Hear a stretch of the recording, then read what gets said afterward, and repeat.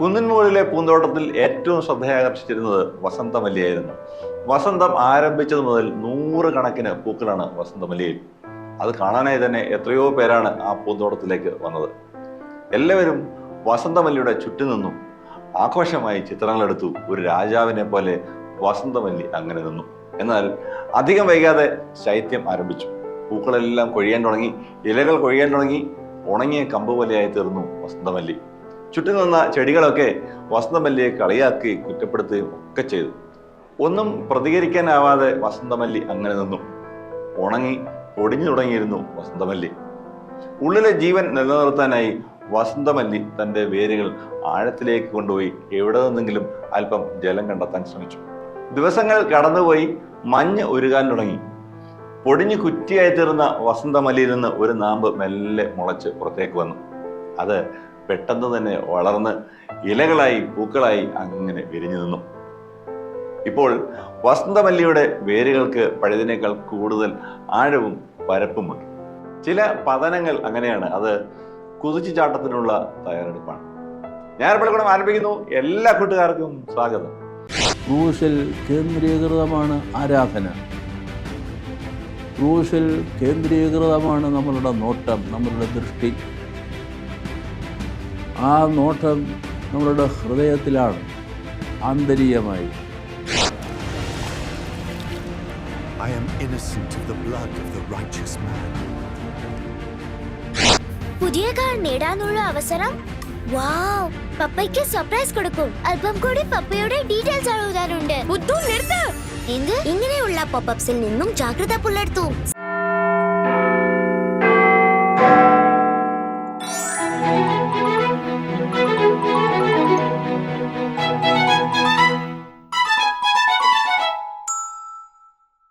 ഹോശാന ആഘോഷത്തിൻ്റെതായിരുന്നു. അന്ന് ജനം തങ്ങളുടെ വസ്ത്രങ്ങൾ വഴിയിൽ വിരിക്കുകയും കയ്യിൽ മരക്കൊമ്പുകൾ ഏന്തുകയും യേശുവിനെ രാജാവിനെ പോലെ നഗരത്തിലൂടെ ആനയിക്കുകയും ഒക്കെ ചെയ്തു. എന്നാൽ അടുത്ത ദിവസം അവരവനെ ഒറ്റപ്പെടുത്തുകയും കുറ്റപ്പെടുത്തുകയും ഒക്കെ ചെയ്തു. പീഡാസഹനങ്ങളുടെ ദിവസങ്ങളായിരുന്നു പിന്നീട് അങ്ങോട്ട്. കഠിനമായ പീഡനങ്ങൾ ഏറ്റുവാങ്ങി ഒരു സാധാരണ മനുഷ്യനെ പോലെ യേശു കുരിശിൽ പിടഞ്ഞു മരിച്ചു. പ്രതീക്ഷകൾ നഷ്ടപ്പെട്ട് ഓടി ഒളിച്ചവർക്കിടയിലേക്ക് ശക്തിയായും തകർത്തെറിയാൻ ശ്രമിച്ചവർക്കിടയിലേക്ക് താക്കീതായും അവൻ 3 നാൾ ഉയർത്തെഴുന്നേറ്റു. ഹോശാന മുതൽ ഈസ്റ്റർ വരെയുള്ള ദിവസങ്ങളിൽ പീഡാസഹനങ്ങളുടെ ഓർമ്മപ്പെടുത്തലുകളിലൂടെയാണ് നാം കടന്നു പോകാൻ പോകുന്നത്. അപ്പോൾ ഞാൻ ഡോക്ടർ ഗബ്രിയേൽ മാർ ഗ്രിഗോറിയോസ് മെത്രാപ്പോലീത്തയുടെ സന്ദേശത്തിലേക്ക് ഹോശാന മുതൽ ഉയർപ്പ് വരെ.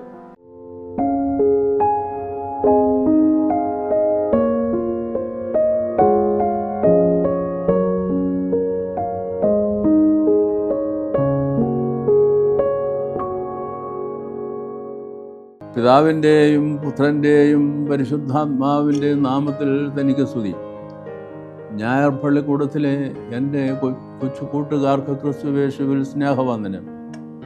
പ്രിയപ്പെട്ട മക്കളെ, ഇന്ന് ഹോശാന ഞായറാഴ്ചയാണ്. ഈ വർഷത്തെ നോമ്പ് പൂർത്തീകരിക്കുവാൻ ഇനി ഒരാഴ്ച മാത്രമേ അവശേഷിക്കുന്നുള്ളൂ. നമ്മുടെ കർത്താവായ യേശു ക്രിസ്തുവിനെ കുരുന്നോലകൾ ഏന്തിക്കൊണ്ട് ഹോശാന എന്ന് പാടിക്കൊണ്ട് അബാലവൃദ്ധം ജനങ്ങൾ, പ്രത്യേകിച്ചും കുഞ്ഞുങ്ങൾ, യെരുശലേമിലേക്ക് സ്വീകരിക്കുന്ന ആ മഹത്തായ യെരുശലേമിലേക്കുള്ള പ്രവേശനത്തിൻ്റെ പെരുന്നാൾ ഹോശാന ഈ വർഷം ആചരിക്കുവാൻ ദൈവം നമുക്ക് കൃപ തന്നിരിക്കുന്നു. ഇന്ന് വൈകുന്നേരം മുതൽ ഉള്ള ഈ ആഴ്ച മുഴുവനും പീഠാനുഭവവാരം എന്നാണ് നാം വിളിക്കുന്നത്. വിശുദ്ധവാരം എന്നും അതിന് പേര് കൊടുത്തിരിക്കുന്നു. ഇന്ന് വൈകുന്നേരമാകുമ്പോൾ ദേവാലയത്തിൻ്റെ മറ മാറ്റുന്നില്ല. അത് പൂർണ്ണമായും മദ്ബഹയെ മറച്ചിട്ടിരിക്കുന്നു. ദേവാലയത്തിൻ്റെ മധ്യേയുള്ള ക്രൂശ് എടുത്തുകൊണ്ട് ഗോകുൽഥായിൽ അത് നമസ്കാരമേശയുടെ കിഴക്കുവശത്തായി മദ്ബഹായുടെ മറയുടെ ഇഞ്ഞപ്പുറത്തായി അങ്ങനെ മദ്ബഹ കാണാതെ ക്രൂശിനെ മാത്രം കണ്ടുകൊണ്ട് നിൽക്കത്തക്ക വിധത്തിൽ അത് നാട്ടുന്നു. ഈ ക്രൂശിലേക്കാണ് നമ്മളുടെ ശ്രദ്ധ മുഴുവനും. ക്രൂശിനെയാണ് നാം നോക്കുന്നത്. കുരിശ് ഗോകുൽഥായുടെ നടുവിൽ നാട്ടി ഇരുവശവും തിരികൾ തെളിയിച്ചു വെച്ച് അതിന് മുൻപാകെ ദേവാലയത്തിൽ കടന്നു വരുന്ന എല്ലാ ജനങ്ങളും സാഷ്ടാംഗം പ്രണമിച്ച് നമസ്കരിച്ച് ദൈവതിരുസന്നിധിയിൽ പ്രാർത്ഥിക്കുകയാണ്. ധൂപാർപ്പണം നടത്തുന്നതും ഈ ക്രൂശിങ്കലാണ്. അവങ്കലേക്ക് നോക്കിയവർ പ്രകാശിതരായി, അവരുടെ മുഖം ലജ്ജിച്ചു പോയതുമില്ല എന്ന് 35-ാം സങ്കീർത്തനത്തിൽ 5-ാം വാക്യത്തിൽ പറയുന്നത് ഇവിടെ അന്വർത്ഥമാകുന്നു. The centrality of the cross എന്ന് ഇംഗ്ലീഷിൽ പറയാം. ക്രൂശിൽ കേന്ദ്രീകൃതമാണ് ആരാധന. ക്രൂശിൽ കേന്ദ്രീകൃതമാണ് നമ്മളുടെ നോട്ടം, നമ്മളുടെ ദൃഷ്ടി. ആ നോട്ടം നമ്മളുടെ ഹൃദയത്തിലാണ്, ആന്തരികമായി. നമ്മളുടെ ഹൃദയത്തിൻ്റെ നെറുകയിൽ മധ്യത്തിലായി ക്രൂശ് നാട്ടപ്പെടുകയാണ്. നാം എന്താണോ കാണുന്നത് അത് നമ്മളുടെ ഹൃദയത്തിൽ നിറയുന്നു. ക്രൂശ് നമ്മുടെ ഹൃദയത്തിൽ നിറയുകയായി. ക്രൂശിനെ കേന്ദ്രീകരിച്ചാണ് നമ്മളുടെ ജീവിതം ആയിരിക്കണം നമ്മളുടെ ജീവിതമെന്ന് സഭ നമ്മളെ പ്രത്യേകമായി പഠിപ്പിക്കുന്നു. The centrality of the cross means the centrality of Christ. എല്ലാ ഗാനങ്ങളും അപേക്ഷകളും യേശു ക്രിസ്തുവിനോടാണ്. യേശു ക്രിസ്തുവിൽ കേന്ദ്രീകരിച്ചാണ് ആരാധന ഈ ഹോളി വീക്കിൽ, ഈ വിശുദ്ധ വാരത്തിൽ, പീഠാനുഭവ വാരത്തിൽ ക്രമീകരിച്ചിരിക്കുന്നത്. നമ്മളുടെ വീണ്ടെടുപ്പിനായി സ്വർലോകം വിട്ട് ഭൂമിയിലേക്ക് വന്ന യേശു ക്രിസ്തു ക്രൂശിൽ നാട്ടപ്പെടുകയാണ്. ക്രൂശിൽ സ്വയം ബലിയായി ഹോമിക്കപ്പെടുകയാണ്. എന്താണ് ആ ക്രൂശിൻ്റെ അർത്ഥം? ജീവിതം പരിത്യാഗത്തിൽ കുതിർന്ന സ്നേഹം കൊണ്ട് മറ്റുള്ളവരുടെ ജീവിതത്തിൽ ശുശ്രൂഷ ചെയ്യുവാനും സേവന ചെയ്യുവാനുമായി സ്വയം സമർപ്പിക്കുക എന്നാണ് ക്രൂശ് നമ്മളെ എപ്പോഴും പഠിപ്പിക്കുന്നത്. പരിശുദ്ധനായ പൗലോസ് അപ്പോസ്തലൻ ഗലാത്യ ലേഖനം 6-ാം അധ്യായം 14-ാം വാക്യത്തിൽ പറയുന്നത് നമുക്ക് മനഃപ്പാഠമാണല്ലോ. എനിക്കോ എൻ്റെ കർത്താവായ യേശു ക്രിസ്തുവിൻ്റെ ക്രൂശിലല്ലാതെ പ്രശംസിപ്പാൻ ഇടവരരുത്. അവനാൽ ലോകം എനിക്കും ഞാൻ ലോകത്തിനും ക്രൂശിക്കപ്പെട്ടിരിക്കുന്നു. ഇങ്ങനെ ക്രൂശിനെ കേന്ദ്രീകരിച്ചുകൊണ്ട് അത് മുഖാന്തരമായി യേശു ക്രിസ്തുവിൽ കേന്ദ്രീകൃതമായ ഒരു ജീവിതം, ക്രൂശിൻ്റെ പ്രമാണം ജീവിത പ്രമാണമായി സ്വീകരിച്ചുകൊണ്ടുള്ള ഒരു ജീവിതയാത്ര, അതാണ് വീണ്ടെടുപ്പിൻ്റെ യാത്ര എന്ന് നമ്മൾ പ്രത്യേകം അറിഞ്ഞിരിക്കണം. ഉയർപ്പ് നാൾ ഈ ക്രൂശ് ഉയർത്തപ്പെടുകയാണ്.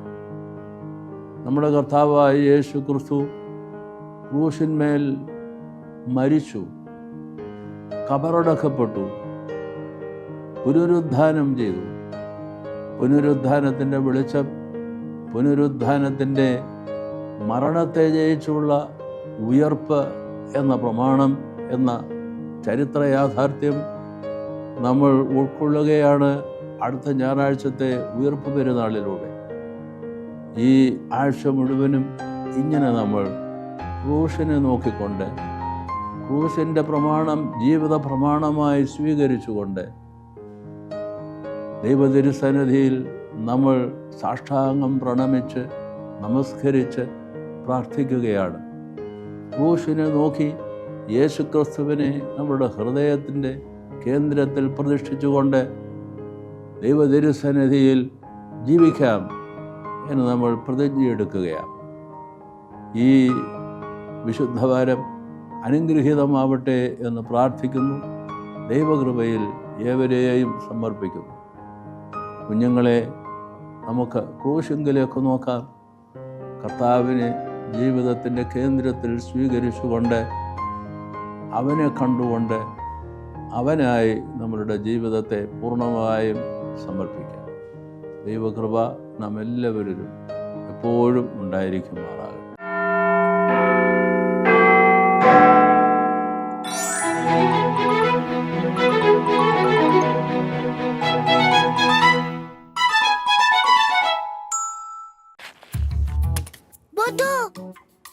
പുതിയ കാർ നേടാനുള്ള അവസരം.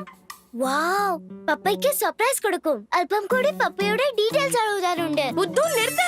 എന്ത്? ഇങ്ങനെയുള്ള പോപ്പപ്സിൽ നിന്നും ജാഗ്രത പുലർത്തൂ. സ്കാമേഴ്സ് പേഴ്സണൽ ഡീറ്റെയിൽസിനെ തെറ്റായി യൂസ് ചെയ്യാം. നിനക്ക് മനസ്സിലായില്ലേ? റിലാക്സ്. പക്ഷേ കാർ കിട്ടിയിരുന്നെങ്കിൽ പപ്പ ഹോംവർക്ക് ചെയ്യില്ലായിരുന്നു. RBI പറയുന്നു, സ്മാർട്ട് ആകൂ, കൂലാകൂ.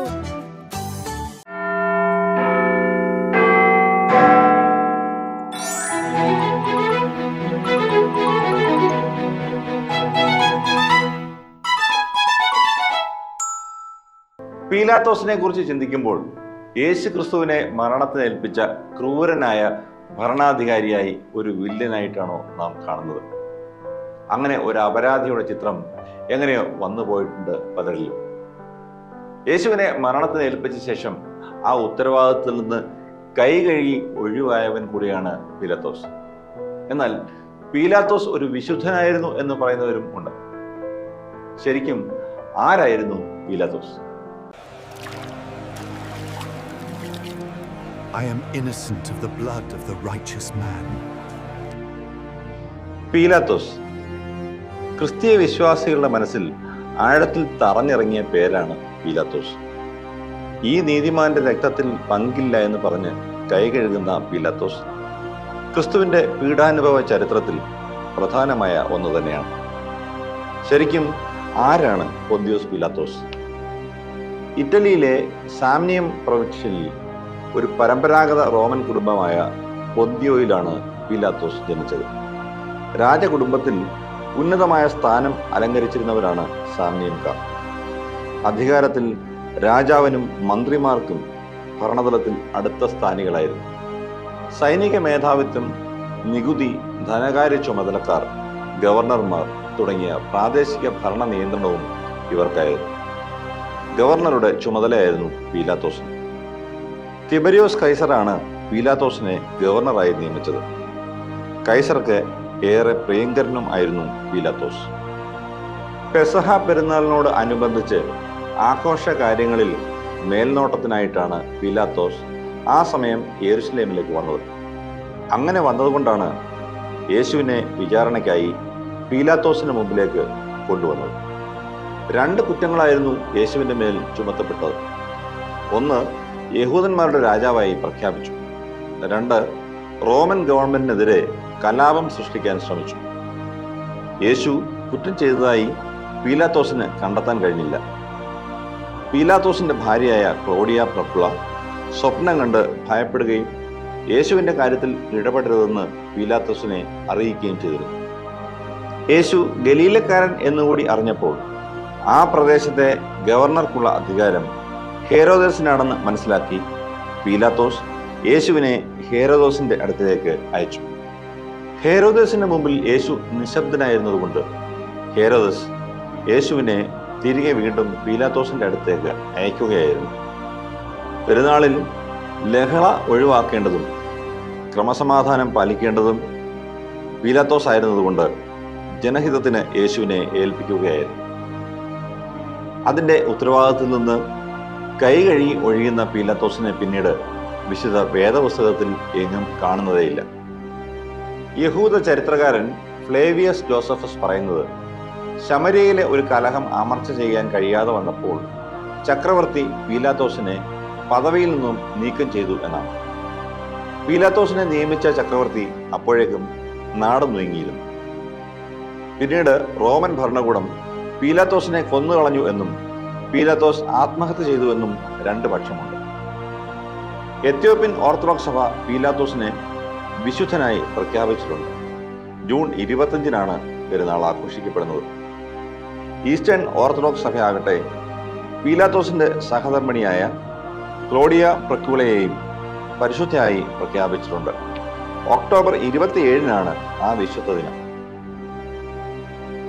യേശുവിൻ്റെ മനുഷ്യാവതാര ചരിത്രത്തിൻ്റെ വ്യക്തതയ്ക്ക് വേണ്ടിയായിരിക്കാം നമ്മുടെ വിശ്വാസ പ്രമാണത്തിൽ വിശുദ്ധ കന്യക മറിയാമിന് പിന്നാലെ പൊന്തിയോസ് പീലാത്തോസും രേഖപ്പെടുത്തപ്പെട്ടിരിക്കുന്നത്. പീലാത്തോസും ഭാര്യയും വിശുദ്ധരായിരുന്നു എന്നതിന് പകരം യേശുവിൻ്റെ മരണം മുൻകൂട്ടി നിശ്ചയിക്കപ്പെട്ടതായി പഴയ നിയമം പറയുന്നത് കൊണ്ട് തന്നെ ദൈവഹിതത്തിൻ്റെ പൂർത്തീകരണത്തിനായി പീലാത്തോസ് ഉപകരണമാക്കപ്പെടുകയായിരുന്നു എന്ന് ചിന്തിക്കേണ്ടിയിരിക്കും. കൈ കഴുകി ഒഴിയുന്ന പീലാത്തോസിൻ്റെ കണ്ണിലെ നിസ്സംഗതയും നിസ്സഹായതയും നമ്മോട് സമ്മതിക്കുന്നതും അതുതന്നെ.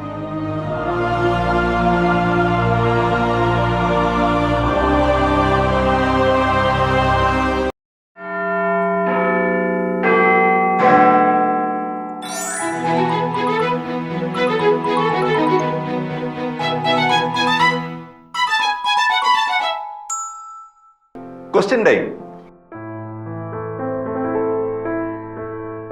ഇന്നത്തെ ക്വസ്റ്റ്യൻ ടൈമിൽ ആദ്യം കഴിഞ്ഞ ആഴ്ചത്തെ ചോദ്യം, അതിന്റെ ഉത്തരം. ഗോത്രപിതാക്കന്മാർ എത്ര പേർ? 12 പേർ. എല്ലാ കൂട്ടുകാരുടെയും ഉത്തരം ശരിയാണല്ലോ അല്ലേ? ഇനി ഇന്നത്തെ ചോദ്യം എന്താണെന്ന് നോക്കാം. പീലാത്തോസിന്റെ ഭാര്യയുടെ പേരെന്താണ്? പ്രിയമുള്ള കൂട്ടുകാരെ, എല്ലാ കൂട്ടുകാരും ചോദ്യത്തിന്റെ ഉത്തരം ഇന്ന് തന്നെ നിങ്ങളുടെ ടീം ലീഡേഴ്സിന് അയക്കാൻ മറക്കരുത്. ഞായർപള്ളിക്കൂടത്തിന്റെ ഇന്നത്തെ സമയം അവസാനിക്കുകയാണ്. നിങ്ങളുടെ അഭിപ്രായങ്ങൾ കമന്റ് ബോക്സിൽ രേഖപ്പെടുത്തുക. തിരുവനന്തപുരത്തേക്ക് വിളിക്കുന്നവർ 27131000 എന്ന ഫോൺ നമ്പർ ഓർത്ത് വയ്ക്കുക. ഞായർപള്ളിക്കൂടം എല്ലാ ഞായറാഴ്ചയും ഇന്ത്യൻ സമയം രാവിലെ 7 മണിക്ക് ലൈവാണ്. പിന്നീട് 11:30 OSSI ബോധനം ചാനലിലും OSSIബോധനം.org എന്ന വെബ്സൈറ്റിലും ലഭ്യമാണ്. വൈകിട്ട് 7 മണിക്ക് ഗ്രിഗോറിയൻ TVയിലും ലഭ്യമാണ്. വിവിധ ഫേസ്ബുക്ക് പേജുകളിലും ലഭ്യമാണ്. മുടങ്ങാതെ കാണണം, ഷെയർ ചെയ്യണം.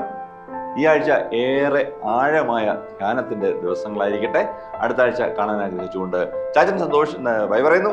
എല്ലാ കൂട്ടുകാരെയും ദൈവം അനുഗ്രഹിക്കട്ടെ.